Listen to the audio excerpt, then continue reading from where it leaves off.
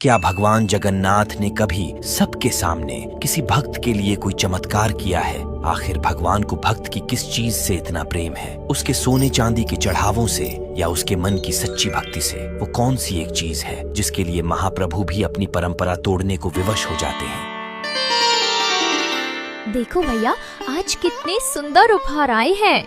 भक्तों ने कितना प्यार दिखाया है। सच कहा छोटी बहन, उनकी निष्ठा प्रबल है। वे सभी विधानों का बड़े ध्यान से पालन करते हैं। विधान तो सुंदर है, पर मैं तो हृदय की पुकार सुन रहा हूँ। सच्ची भक्ति का गीत वही तो सबसे मधुर ध्वनि है। क्या आप अभी कोई विशेष पुकार सुन रहे हैं? पुरी से दूर बालीगांव नाम का एक छोटा सा गांव था। वहीं रहते थे भगवान जगन्नाथ के परम भक्त दासिया बाउरी।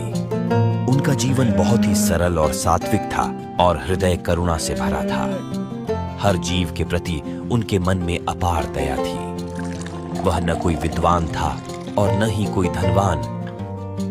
वह एक ऐसे समुदाय से था जिसे परंपरा के अनुसार मंदिर में प्रवेश की अनुमति नहीं थी। लेकिन जहां नियम उसके शरीर को रोक सकते थे, वहीं उसके हृदय को कोई नहीं रोक सकता था।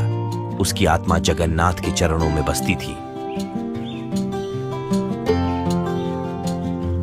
ओह मेरे प्रभु, मेरे कालिया शांति, आपने मेरे इस छोटे से पेड़ को इतना उत्तम फल दिया है। ये मेरे लिए नहीं है, ये तो आपके लिए है। ये अवश्य आपका ही प्रसाद है। अपने लगाए इस पेड़ का पहला फल दासिया ने किसी और के लिए नहीं, बल्कि अपने परम आराध्य भगवान जगन्नाथ के लिए ही तोड़ा।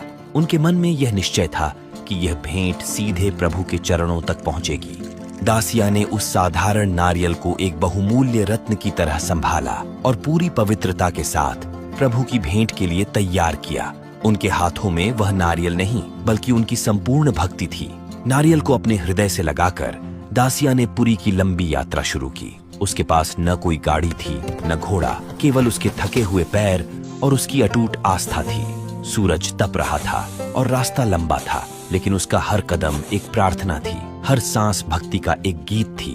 जब दासिया आखिरकार मंदिर पहुंचा तो उसका हृदय भर आया, लेकिन वह रिवाज जानता था। उसे अंदर जाने की इजाजत नहीं थी। उसने किसी दयालु चेहरे की तलाश की जो शायद उसकी भेंट को अंदर ले जा सके। हट जाओ बूढ़े आदमी, भक्तों को रास्ता दो। आहत दासिया ने एक बार फिर उम्मीद से इधर उधर देखा। फिर उसे दो मुख्य पुजारी दिखे जो धनी भक्तों से कीमती चढ़ावे ले रहे थे। दासिया ने हिम्मत जुटाई और उन पुजारियों की ओर चल पड़ा। हे श्रद्धेय पंडितों, प्रणाम। मैं बालीगांव से आया